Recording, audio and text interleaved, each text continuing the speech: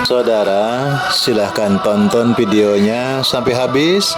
Jangan lupa like, subscribe, comment, and share. Itu tidak akan merugikan Anda dan justru akan menambah pahala dan kebaikan bagi Anda. Semangat berbagi. Juga. Kenapa? Betapa sulitnya cara pengambilan makna yang sepadan. Supaya apa?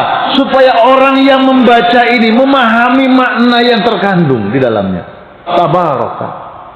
Sehingga katakan Maha Suci Allah.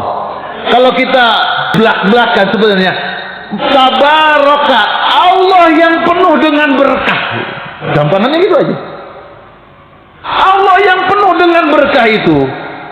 Alladzi biyadihil mulk, di tangannya kekuasaan. Maka tabarakalladzi biyadil mulku, tabaraka kita maknai dengan dua cara pemaknaan. Pertama, ada yang disebut dengan kalam khobar. Kalam khobar. Yang kedua, ada yang disebut dengan kalam insya. Apa itu kalam khobar? Kalam khobar itu sebuah statement, pernyataan yang menjelaskan tentang fakta yang sebenarnya. Kalam khobar. Tabarakalladzi biyadil mulku, Allah yang penuh berkah, di tangannya kekuasaan. Itu kalam khobar, menjelaskan memang Allah itu maha kuasa. Kalam khobar. Allahu Akbar, kita sholat Allahu Akbar, itu kalam khobar. Allah maha besar memang. Tapi yang kedua, kita butuh memaknai apa yang kita lakukan. Yang kedua, ada yang disebut dengan kalam insya. Kalam insya adalah statement, pernyataan yang menjelaskan tentang emosi kita, tentang ruhnya, ada zauq, ada rasa. Makanya ketika kita membaca surat Al-Fatihah, ketika kita membaca ayat Quran, ketika kita sholat Allahu Akbar, apa yang ada dalam hati kita? Pertama, Allahu Akbar itu memang kalam khobar, Allah yang maha besar. Terus kalam insya-nya di dalam diri kita menyatakan, ya Rabb, betapa hina dan rendahnya diri ini ya Allah. Itu kalam insya. Jadi ada rasa. Begitu ayat dibaca, rasanya tersentuh. Itu kalam insya. Ketika seorang hamba Allah membaca apapun termasuk yang kita bahas, Tabarakalladzi biyadihil mulk wa huwa ala kulli syai'in qadir. Kalam khabar, tapi apakah kalam insya-nya sudah masuk? Ada seorang mengabarkan, ada pihak ketiga, karena misalkan panjenengan mau menjual kebun melalui seseorang teman panjenengan yang biasa jualan gitu, mengabarkan, Pak, alhamdulillah kebun sampean sudah ditawar orang harga sekian, insya Allah laku Pak. Lalu panjenengan memberikan komentar, alhamdulillah ya Allah, matur nuwun ya Allah. Yang pertama, dia mengabarkan bahwa kebunnya mau laku, mau dibeli, kabar baik. Lalu direspon sama pemiliknya, alhamdulillah ya Allah, atas kemurahanmu, bantuan pertolonganmu, cepat laku. Itu kalam insya. Sholat itu butuh pemaknaan itu. Maka orang sholat bukan hanya fisiknya yang sholat, tapi ruhiyah kita, jiwa kita mentadaburi, ada zauq, ada rasa. Makanya dalam kalangan tertentu, ahli zikir, ahlu Quran, itu beda dengan yang bukan ahlu, yang bukan ahlinya. Kenapa? Dia punya zauq, punya rasa. Lam yazuk, lam ya'rif. Orang itu tidak akan merasakan indahnya sholat kalau tidak ada rasa. Dan orang akan merasakan kalau sudah ketemu rasa, betapa indahnya sholat itu, betapa indahnya ketika bisa berzikir kepada Allah. Dia tahu kata kunci dalam kehidupan yang sukses, kata kuncinya kembali kepada Allah Subhanahu wa ta'ala. Nah, para jamaah, maka di sini barokah. Kita kan bilang barokah. Apa itu berkah? Barokah. Kalau di kita umumnya pakai berkat. Habis ngaji pulang bawa oleh-oleh yang dicincing, itu namanya berkat. Berkat. Diundang tetangga pulang gawan besek, berkat. Itu kita ini dipengaruhi oleh dua pengaruh Iran, itu pakai T. Berkat, rahmat, nikmat, itu dari Iran. Kalau pakai H itu dari Saudi Arabia, dari Timur Tengah, berkah, nikmah, ya. Itu dari Saudi Arabia. Maka kita ini pembacaan amanat. Amanat itu ya amanah sebenarnya. Amanat karena dipengaruhi dari pola bahasa Iran, jadi amanat. Kalau dari Timur Tengah, amanah. Hadirin yang dimuliakan oleh Allah Subhanahu wa taala, berkah itu apa? Tabaraka, Allah yang penuh dengan berkah. Apa itu berkah? Berkah itu ziyadatul khair. Orang yang semakin bertambah kebaikannya, itu berkah. Alhamdulillah sampean diberkahi Allah. Bertambah kebaikannya. Kebaikan dari sisi apa? Kita kan disebut baik itu ketika sukses dunia. Buka usaha, buka cabang lagi sukses, buka cabang lagi sukses, bikin usaha lagi sukses. Kita bilang berkah. Tapi berkah itu sebenarnya an-numu. Semakin bertumbuh kebaikannya, dia tidak meninggalkan esensi dari ziyadatul khair itu. Ya, bukan hanya urusan dunia, tapi urusan akhirat pun. Jadi barokah itu az-ziyadatul khair atau an-numu, semakin bertumbuh kebaikan. Nah, tentu ada kata kunci juga as-subut, kokoh. Jadi orang itu ketika oleh Allah Subhanahu wa taala diberikan nikmat yang banyak, lalu ibadahnya juga taat, lalu dengan hartanya juga dermawan. Masya Allah, subhanallah, orang ini hebat sekali. Allah memberikan karunia nikmat dunia, dia diberi oleh Allah, kemudian juga urusan akhirat dia begitu cintanya. Itu namanya as-subut, dia dikokohkan oleh Allah seperti itu. Tapi kan banyak orang itu sukses urusan dunianya tapi tidak kokoh, lupa ibadahnya. Makin diberikan harta, kikir jadinya. Itu tidak as-subut. Maka yang diberkahi oleh Allah itu ada as-subut. Jadi kebaikannya istiqomah di jalan Allah Subhanahu wa taala. Ayat ini mendidik kita. Jadi kalau Allah itu berkuasa, kuasa Allah itu tidak merugikan manusia. Kuasa Allah itu tidak menjadikan kita diambil hak-hak kita. Allah. Dalam kehidupan ini, orang itu kalau berkuasa, dia bisa berbuat semaunya. Baik itu berkaitan dengan merampas hak orang kalau berkuasa. Dan orang berkuasa itu bisa berbuat semaunya. Bahkan mohon maaf, hukum bisa dibeli, orang bisa dibeli. Untuk apa? Agar kekuasaannya kekal. Itu namanya qadir, kuasa. Tapi qadirnya Allah, biyadihil mulk, kekuasaan Allah, kerajaan Allah, dimunculkan kalimat pertama kali tabarakalladzi. Tidak. Kekuasaan Allah justru menjadikan barokah. Itu Allah menunjukkan betapa welas asih Allah kepada kita. Maka biyadihil mulk, keberkahan Allah itu justru melahirkan berkah. Qadir itu kuasa. Kuasa Allah memberikan kebaikan-kebaikan yang banyak. Qadir itu kekuasaan Allah yang tak terbatas. Manusia itu kalau berkuasa itu terbatas. Terbatas kalau dia masih sehat. Sehebat apapun atlet, sehebat apapun dia seorang mungkin bela diri, kalau masih sehat, kalau masih muda. Kalau sudah sakit-sakitan, tidak mampu jurus yang dia miliki. Belum lagi masa bakti, berapa lama dia berkuasa, ada batas waktu.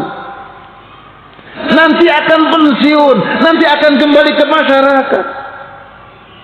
Kalau dia banyak berbuat zalim, nanti dia tidak akan punya teman dalam hidup di dunia, apalagi di akhirat. Tapi berbeda dengan kuasa Allah. Allah memberikan barokah dalam kehidupan. Masya Allah. Para jamaah, maka kuasa Allah itu secara terus menerus. Kuasa Allah itu tidak tergantikan. Maka disebut Al-Muqtadir dalam sifat Allah. Al-Muqtadir. Dan Allah itu kuasanya, maka jangan khawatir Bapak Ibu. Sekecil apapun amal baik kita, sekecil apapun amal soleh kita, boleh dunia tidak melihat, boleh orang tidak tahu, tapi jangan memandang Allah tidak tahu. Percuma aku sudah berjuang mati-matian gini, nggak ada responnya dari orang-orang nih. Apa? Allah Maha Kuasa. Inna Allaha khabirum bima ta'malun. Allah sungguh benar-benar Maha tahu secara rinci tentang apa yang diperbuat oleh manusia. Justru saat itu momentum yang sangat manja di hadapan Allah. Kalau kita punya amal baik, manusia tidak merespon, kita tetap baik sangka sama Allah. Orang ini sedang benar-benar dielu-elukan sama Allah, dimanja sama Allah. Aku betapa cinta kepada orang ini. Dia punya amal soleh, punya perjuangan yang hebat, tapi dunia tidak mencatat, dunia tidak menghargai. Aku Allah khabir, tahu semuanya. Bima ta'malun, menyiapkan balasannya untuk dia. Jemaah yang dimuliakan Allah. Dan Allah itu super sibuk. Kita sibuk lupa sholat. Kalau kita sedang sibuk lupa Allah. Kalau kita sibuk, sudahlah. Apalagi kalau kesibukan itu memang ya. Tapi justru Allah itu super sibuk, saudaraku. Kulla yaumin huwa fi sya'n. Setiap hari Allah itu dalam kesibukan. Kita ngurusi mungkin paling banyak orang berapa? Kepala negara mengurusi bangsanya. Sebagai kepala rumah tangga menguasai dalam lingkup yang kecil seperti itu. Allah seluruhnya. Allah sibuk melayani manusia dalam bentuk dan jenis manusia apapun, dalam permintaan apapun, memenuhi semua kebutuhannya. Itu Allah. Betapa barokah Al-Mulk, kuasa Allah. Maka setiap aturan Allah itu berkah. Hidup ini berkah, mati pun berkah. Lolos berkah, gagal itu berkah. Cuma otak kita belum nyampe memahami berkah yang sesungguhnya yang Allah mau. Sehingga kita sering berburuk sangka terhadap semua itu. Jadi kuasa Allah melahirkan kebaikan-kebaikan, barokah yang membaikkan. Maka sebenarnya kalau ada berita duka, itu bilangnya alhamdulillah. Jangan keras-keras. Apalagi kedengaran kerabat yang meninggal. Loh, kan seneng ya dulurku mati. Oh, gegeran tambahan. Dikira kita mungsuhi. Tapi esensi maksud saya, tidak ada keburukan yang Allah takdirkan. Kalau tidak ada keburukan berarti kebaikan, berarti barokah. Jawabannya apa? Alhamdulillah. Walaupun disambung sebagaimana secara fikihnya, syariatnya, inna lillahi wa inna ilaihi raji'un. Sama seperti orang assalamualaikum warahmatullah, assalamualaikum warahmatullah. Selesai salat, alhamdulillah. Cuma kita salah kalau ngomong alhamdulillah itu seolah-olah salatnya Pak Ustaz, maka alhamdulillah mari. Bukan, maksudnya ya Allah, badan yang kotor ini, ya Rob, mulut yang suka masih berdusta ini, masih suka bohongi orang ini, masih suka nyakitin orang ini, diizinkan menghadap kepada Engkau dengan sholat yang baik barusan, ya Allah, alhamdulillah. Itu maksudnya. Maka itu keberkahan yang diberikan Allah. Para jamaah, alladzi khalaqal mauta wal hayata liyabluwakum ayyukum ahsanu amala. Dugi jam pinten nggih? Isyrake 35. Rada mundur. Make salat isyraq. Langsung langsung bubar. Oke, kita tambah sedikit. Alladzi khalaqal mauta, dialah Allah yang menciptakan mati, maut. Wal hayata, Allah yang menciptakan hidup. Perasaan kita ini hidup dulu baru mati. Tapi ayatnya kok mati dulu baru hidup. Qul inna salati wa nusuki wa mahyaya wa mamati. Hidup, mati. Tapi ini alladzi khalaqal mauta wal hayata. Maut dulu, mati dulu, baru hidup. Bapak-bapak ini mati dulu apa hidup terus mati? Kayaknya hidup dulu baru mati. Di dalam surat Al-Baqarah ayat 28 Allah menjelaskan, kaifa takfuruna billahi wa kuntum amwatan fahyakum thumma yumitukum thumma yuhyikum thumma ilaihi turja'un. Bagaimana mereka itu tidak beriman, bagaimana mereka itu mengingkarinya, bagaimana mereka itu jadi songkah, sombong kepada Allah, padahal kata Allah dulunya mereka mati, lalu Allah menghidupkan, dan Allah akan mematikan kembali, dan Allah akan menghidupkannya dalam keadaan abadi untuk kembali kepada Allah Subhanahu wa ta'ala. Kita dulunya nggak ada yang disebut dengan alam ketiadaan. Allah. Jadi kita ini mengalami hidup 2 kali, mati 2 kali. Kita sudah melewati kematian yang pertama, kehidupan yang sementara sekarang ini. Kita akan menghadapi masa kematian yang kedua, lalu kita akan menghadapi kehidupan yang abadi untuk mempertanggungjawabkan di hadapan Allah, yaitu wa ilaihi turja'un. Summa ilaihi turja'un, untuk mempertanggungjawabkan semua kepada Allah Subhanahu wa ta'ala. Para jamaah yang dimuliakan oleh Allah, maka Allah mengawali dengan kalimat maut. Itu berarti kita diingatkan langsung, pertama kali dijebak oleh Allah, digoyang oleh Allah, dikagetin oleh Allah.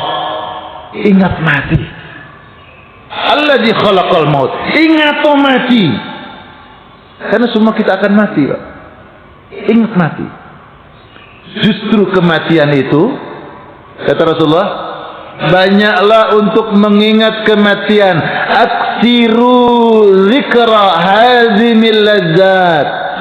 Banyak-banyaklah engkau mengingat pemutus segala kelezatan. Pemutus segala kelezatan ini kematian.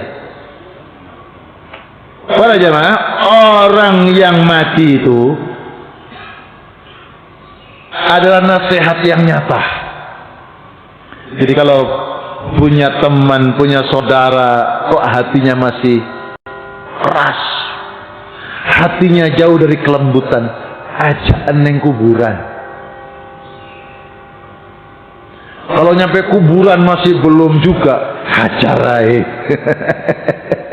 Supaya ikut tidur di situ. Atau paling tidak, ajak kuburan, terus masih belum, coba duduk masih belum, melumah. Supaya down dia. Itu nasihat. Kamu semua nanti akan seperti itu. Bukankah doanya orang muslim kalau datang ziarah, Assalamualaikum ya ahli ziyar, ya ahlal kubur, minal mu'minin wal muslimin wa inna insyaallahu bikumul lahikun, nas'alullahu lana wa lakumul afiyah. Aku akan nyusul seperti engkau. Semoga Allah memberikan sehat diriku dan engkau diberikan sehat di kubur. Doanya loh, sehat di kubur. Orang di kubur itu hidup sebenarnya, cuma kita tidak tahu kehidupan seperti apa. Kita katakan mereka mati di kubur. Jemaah yang dimuliakan oleh Allah. Lalu kita kenyataan dalam kehidupan kita sering ingat hidup atau ingat mati? Pak, bangun tidur ingat hidup atau ingat mati? Ingat hidup. Berarti apa yang disabdakan Nabi? Aksiru zikro hazimil ladzat. Perbanyaklah mengingat kematian. Kita belum mengamalkan itu. Ingat hidup terus, lupa mati. Sehingga dalam amal untuk hidup, bukan amal bekal untuk mati. Maka kita akan mengalami mati 2 kali, hidup 2 kali. Para jamaah, hayatun itu hidup. Hidup yang sementara. Hayatun. Fil hayati dunia. Kita hidup di dunia. Hayatin. Itu sementara. Kalau hidup yang sempurna, itu hayawan. Hayawan. Wa inna daral akhirah lahiyal hayawan. Laukanu ya'lamun. Sungguh kehidupan akhirat itu kehidupan yang sebenarnya, kehidupan yang sempurna jika engkau tahu itu, kata Allah. Makanya kenapa kok binatang disebut hewan? Hayawan kan hewan-hewan. Kenapa binatang disebut hewan? Karena binatang hidup sebenarnya di dunia ini. Gak ada nanti di akhirat ada gembala lagi, gak ono. Jadi binatang, hewan disebut hewan. Kenapa? Hidup sebenarnya bagi mereka ya di dunia. Tapi manusia hayat, hidup sementara. Ada jamaah. Makanya kalau Ar-Rahman, Allah umumkan Ar-Rahman, Maha Pengasihnya Allah itu sempurna. Gufron, Allah Maha Pengampun, ampunan Allah itu sempurna. Kita kalau kita maafin orang, kadang setengah-setengah, apalagi masih sakit di hati, suruh maafin, abot. Iya tak sepuro, tapi ojo petu mana ya? Sudah memaafkan, tapi aku kalau ketemu lagi amit-amit deh, nanti aja. Orang sudah memaafkan bilangnya, tapi kalau ketemu nanti dulu. Saya memaafkan ini setengah-setengah. Tapi kalau Allah Ghufran, Allah kalau memberi maaf itu sempurna. Maka hayat maknanya hidup, hayatun itu ular bergerak. Kalau hayawan maka kehidupan yang sempurna. Para jamaah, dunia dari katanya saja, dari kata dana, adna itu artinya pendek. Dana itu dekat, adna itu sangat dekat, pendek. Maka dunia itu sementara, pendek. Kalaupun kita memandang dunia masih lama, Allah batas maksimal hidup kita berapa lama? Paling lama ya 125 atau 150, sudah jarang. Mah yang dimuliakan Allah. Itu dunia. Dana dekat, adna lebih dekat. Daniah itu muannasnya, maka menjadikan dunia, kehidupan sementara. Maka kehidupan di dunia ini kehidupan yang dekat, yang pendek, yang sementara. Allah mengingatkan walal akhiratu khairul laka minal ula. Kehidupan akhirat lebih baik daripada kehidupan yang awal dunia ini. Wal akhiratu khairun wa abqa. Akhirat itu kehidupan yang terbaik lagi kekal, kata Allah. Maka orang mati disebut wafat.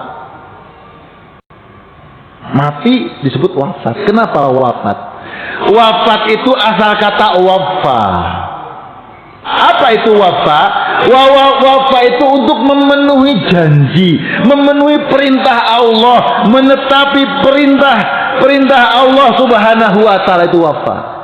Maka orang yang mati, orang yang wafat, dia akan mempertanggungjawabkan semua yang Allah perintahkan dan Allah larang untuk dipertanggungjawabkan di hadapan Allah. Ya Allah, aku sudah memenuhi janjimu, ini yang aku bawa. Itu wafat. Tapi kita tidak akan mungkin punya bekal yang banyak untuk besok kita wafat, kecuali kesempatannya di dunia yang singkat ini. Maka Allah mendesain kehidupan yang singkat ini bisa memiliki nilai yang sangat besar, nilai yang sangat sempurna. Seolah-olah kehidupan yang singkat di dunia ini bisa mencapai derajat sebagaimana keabadian bekal untuk akhirat. Itu murahnya Allah Subhanahu wa ta'ala. Wa Ibrahim alladzi waffa. Nabi Ibrahim dengan lembaran-lembarannya menyempurnakan janji kepada Allah. Maka ada ayat, ya ayyuhalladzina amanu aufu bil uqud. Aufu asal kata wafa. Penuhi janji-janji. Hai orang yang beriman, penuhi janji kepada manusia, janji kepada Allah. Semua tercatat.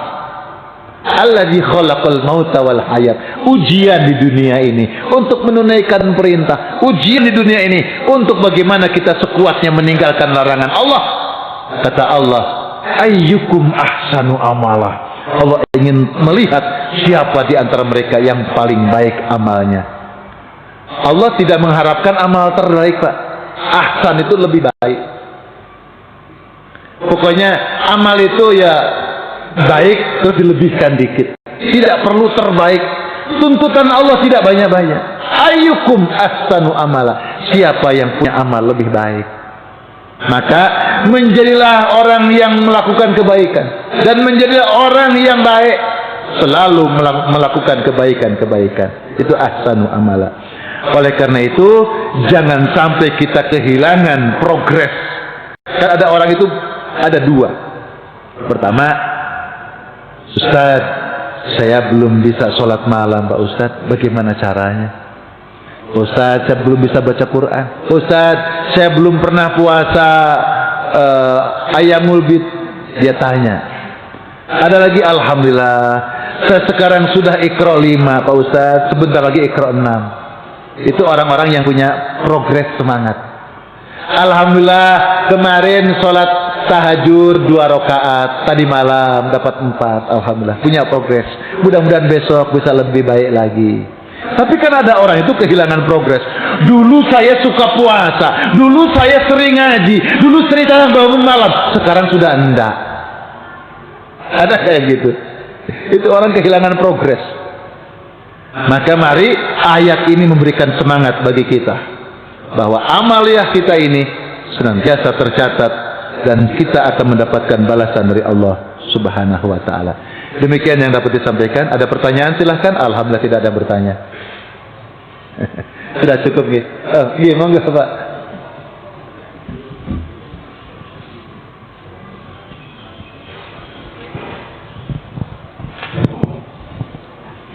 Bismillahirrahmanirrahim. Assalamualaikum warahmatullahi wabarakatuh. Waalaikumsalam warahmatullahi wabarakatuh. Alhamdulillah pencerahannya Ustaz tadi.